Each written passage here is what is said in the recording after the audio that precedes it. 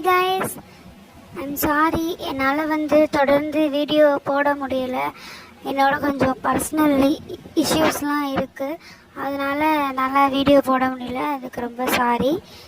இது என்னதுன்னா, அன்னைக்கு சொல்லியிருந்தேன் இல்லையா, பலாப்பழம் வாங்கிட்டு போனோம் அப்படின்னு சொல்லி. அந்த பலாப்பழத்தை கட் பண்ணுற வீடியோ தான் இது நீங்கள் பார்க்குறது. அது அவ்வளோ ஒரு ஸ்வீட்டாக இருந்ததுங்க. நீங்கள் பார்த்தாலே தெரியும் உங்களுக்கு. அவ்வளோ ஒரு ஸ்வீட்டு சூப்பராக இருந்துச்சு. அதை கட் பண்ணவே விடலை. அப்படியே கட் பண்ணுறதுக்கு அப்போயே நாங்களாம் அதை பறித்து அதில் எடுத்து சாப்பிட்டே இருந்தோம். அவ்வளோ ஸ்வீட்டாக இருந்துச்சு. அது என் ஹஸ்பண்ட் தான் இதை கட் பண்ணிகிட்ருக்காரு. பொறுப்பாக எல்லாத்துக்கும் கொடுக்கணும் அப்படின்னு சொல்லி அவர் தான் கட் பண்ணிகிட்ருக்காரு.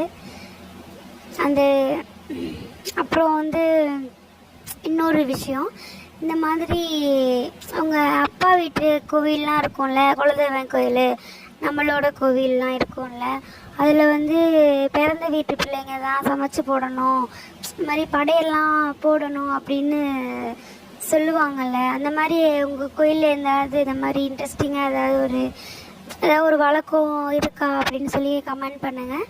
எங்கள் கோவிலெல்லாம் அந்த மாதிரி தான் இருக்கும். சாமி ஆடுறவங்களுக்கு அந்த பிறந்த வீட்டு பிள்ளைங்க தான் சமைச்சு போடணும் அப்படின்னு சொல்லி ஒரு வழக்கம் இருக்கும். அது ரொம்ப இன்ட்ரெஸ்டிங்காக இருக்கும். அது சூப்பராக இருக்கும். அது ஒவ்வொரு சாமிக்கும் என்னென்ன படையல்னு அவங்களே தெரிஞ்சு வச்சுக்கிட்டு இந்த மாதிரி செய்வாங்க. அந்த மாதிரி உங்கள் கோவிலில் ஏதாவது இந்த மாதிரி இன்ட்ரெஸ்டிங்கான ஏதாவது ஒரு விஷயம் அப்படி இருந்துச்சுன்னா கமெண்ட் பண்ணுங்கள். அது பார்ப்போம் எவ்வளோ இன்ட்ரெஸ்டிங்காக இருக்குது அப்படின்னு சொல்லி.